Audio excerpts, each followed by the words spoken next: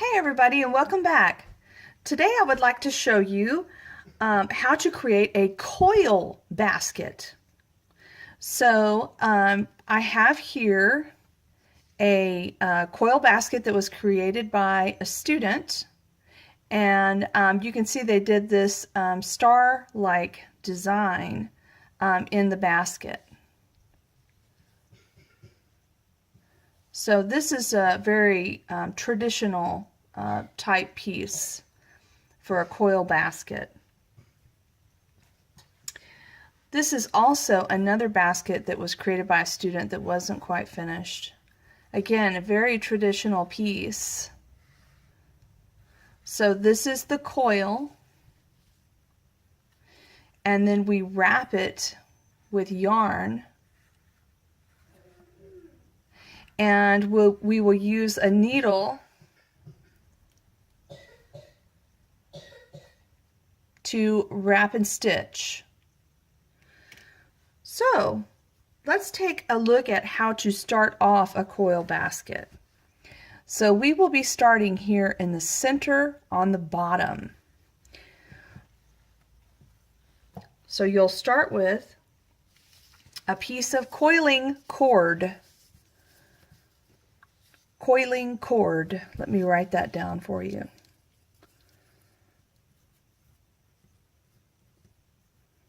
Coiling cord. And we'll take the piece of coiling cord and make sure that the end has been cut at an angle. And then we'll choose our yarn, and I've chosen red, and we'll lay the piece of yarn on top of the coiling cord, approximately maybe 1.5 to 2 inches.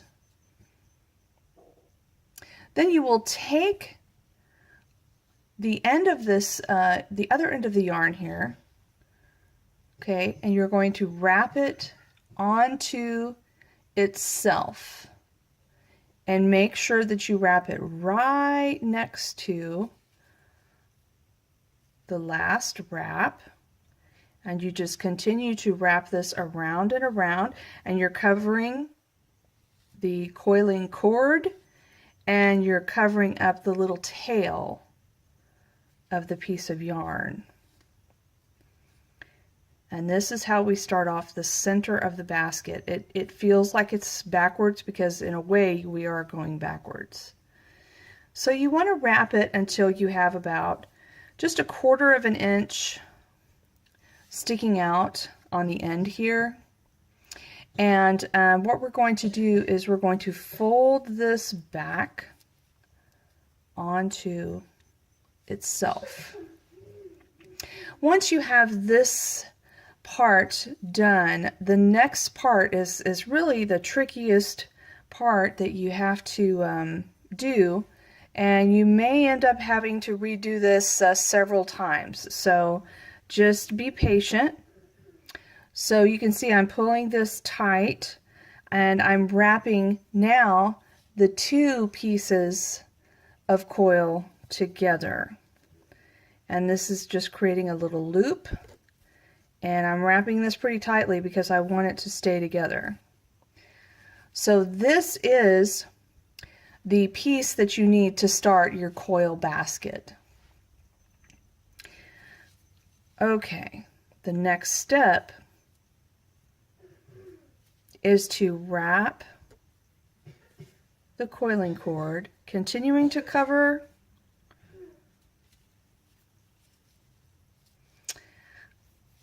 the cord, and then you're going to fold it back onto itself.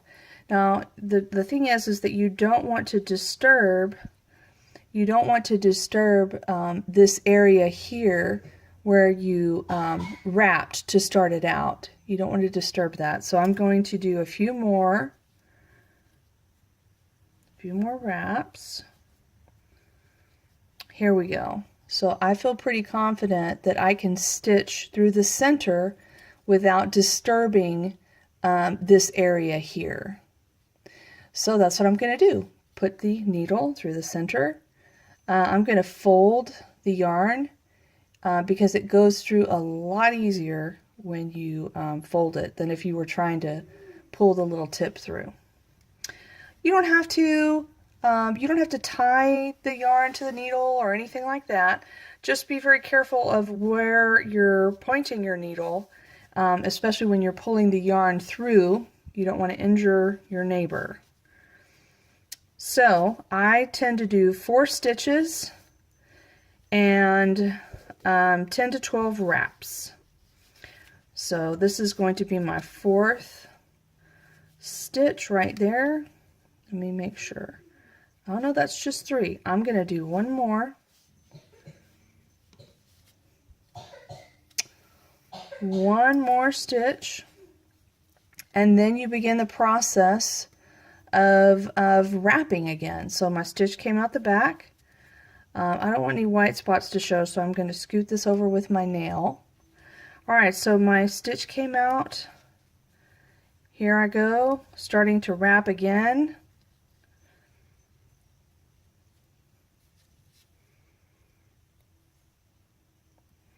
You want to wrap 10 to 12 stitches or approximately an inch, and then turn, and you're going to stitch to the coil that it's next to. In this case, it's back through the center. Okay, something's got my cord tangled up in my yarn here. Okay. Okay, and I'm holding it in place. Some people get a finger cramp right here, but I have faith in you. Back through the center. Now, if your hole in the center of your basket is any larger than that, you probably want to start over before you go any further, because you don't want there to be a hole in the center of your basket. So it's real easy to start over, and I will show you. So if I decided I don't like red, or I wanted to switch this out, I'm just going to pull this back out.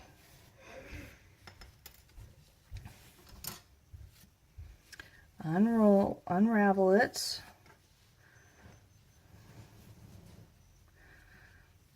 And like I said, you may have to start this several times. Just try not to get frustrated. This is really the most difficult part, is starting out this center piece.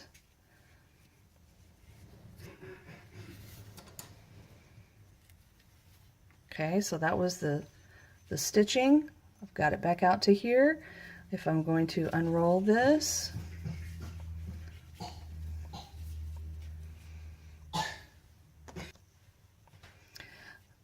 all right, so like I said, you just continue to unwrap your coil. It will open back up like this. And so if it's, if your wrapping is really tight through here and there's no gaps, then I would say go ahead and fold it back on itself. And once you have it folded back on itself, then you're going to try to wrap these 2 ends together. Okay, so I'm going to hold it, I'm going to pinch it together, and then I'm going to wrap over these 2 pieces.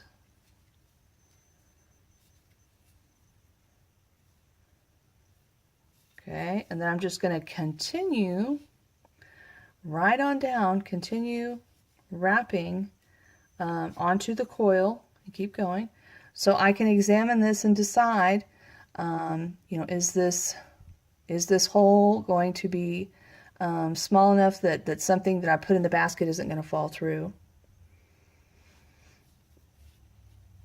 And so then you would continue to wrap the coiling cord. Oh my goodness. Ooh, let the dogs out. Okay, so as I was saying, then you want to continue wrapping along the coil so that you can fold it back onto itself and stitch through the center. So right now I'm feeling like I'm not too happy with this white spot right here. So I'm going to back it out because I want this to look nice, because it's going to be the center piece of the basket. It's going to be very visible. I have some examples I want to show you. It doesn't have to be just a traditional shape. Okay, you could start with a flat circle, but then you could change the shape by pinching the coil. I've put these little, I don't even know what to call them, these little twists onto the side of this basket. You could do something more like this, where it's like a little box, and you can open up the box, and it looks like someone's put some yarn in there for us. So, but see, that center piece is always going to be visible. Something else is in there. So, you know, continue to examine that center piece before you go too far. You could do some, you know, unusual shapes with this coiling cord, and it's quite moldable. You could do something maybe more traditional that was like a flat piece. And again, I put these little loops, and I really like doing this sort of design with the coiling cord.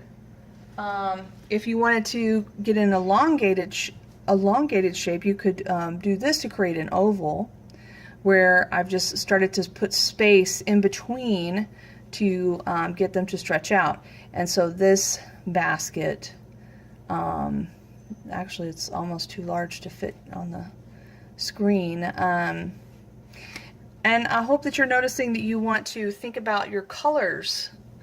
You want to think about what colors you could use. This is more of like the shape of a pitcher, but again, to give it the sculptural feel, I put these little twists and turns sticking off. I also put this handle, and you can see again the bottom.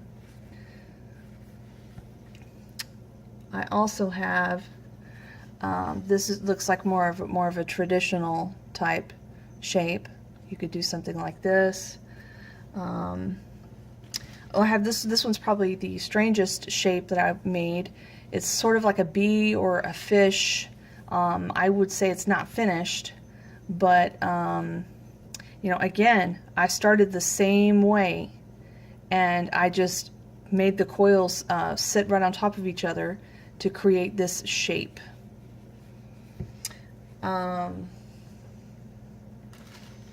Here's another one that's like a crazy little basket. Oh.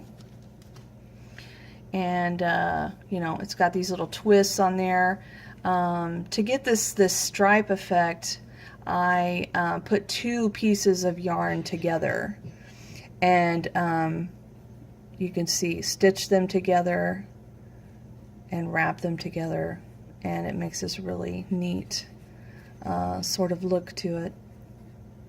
So again, so coiling basket, we've got, oops, the yarn, right? The yarn. We've got the coil, which is the coil. And this is also referred to coiling cord. And of course we've got the needle. And we're going to wrap and stitch the coiling cord. All right, good luck making your baskets. I can't wait to see what you guys come up with.